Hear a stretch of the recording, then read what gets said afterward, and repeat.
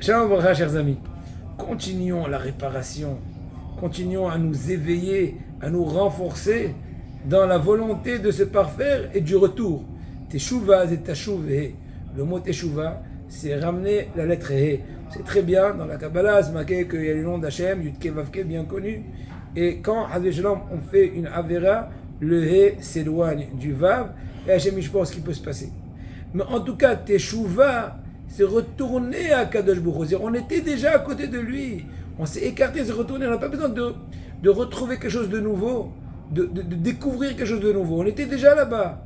D'ailleurs, c'est pour ça que quand l'enfant est au sein de sa mère, eh ben, on lui enseigne toute la Torah. Pourquoi? Parce que, et ensuite, quand il sort, on le frappe.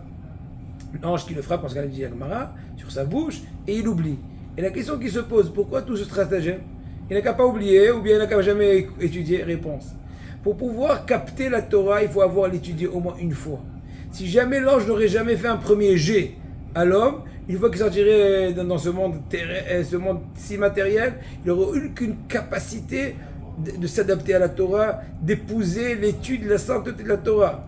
Mais une fois qu'il a eu un premier jet, eh bien, il peut épouser. D'ailleurs, c'est pour ça que c'est bien que même dans le jeune âge, même quand ton fils ne comprend pas très bien tout ce qu'il étudie, faire avec lui le premier jet. Comme ça, on dira Chaim Kanievski, son papa, le Stapler, lui a ordonné d'étudier même à son bas âge des livres de Moussa, à fond, mais il ne comprend pas très bien, c'est pas grave. Le fait qu'il a un premier jet, il aura après un peu plus, il aura plus envie après de s'approfondir et ça déjà ça l'imprègne. Et ça a son effet de façon incroyable. En tout cas, Rabotai, il faut savoir que le premier pas à faire pour la tchouva, c'est ne pas réfléchir à son passé. Il dit Rabbeinu Yona dans Yesod Tchouva, à la fin de Sharet Tchouva, c'est imprimé dans la majorité des livres, que le premier pas, c'est oublier un tant soit peu son passé. Parce que tant qu'on se rappelle de son passé, on est un désespéré, on n'arrive jamais à décoller, et c'est la plus grande arme, la plus puissante du Terrara, de nous désespérer, ou plutôt de nous jamais laisser commencer. Or, momentanément, il y a une mitzvah d'oublier le passé.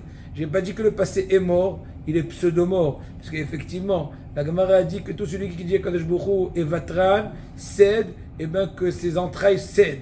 J'ai une malédiction dans nos sages. Quand je dis la Gemara de Maseret Babakama, je pense d'Afnoun Vav. Donc, au contraire, mais pour la bonne raison, pour la bonne cause, on a droit momentanément d'oublier son passé pour pouvoir un peu décoller. Une fois qu'on a pris l'envol, eh ben on peut petit à petit réparer le passé tout en étant suivi par un rave, par une personne érudite, par une personne qui s'y connaît, qui ne donne pas une dose trop grave, qui n'ait pas des séquelles, qui n'ait pas des effets secondaires. Mais quand la balle est taher, tout celui qui vient se purifier, on l'aide. C'est comme Messaïin, on envoie des anges qui viennent l'aider des cieux.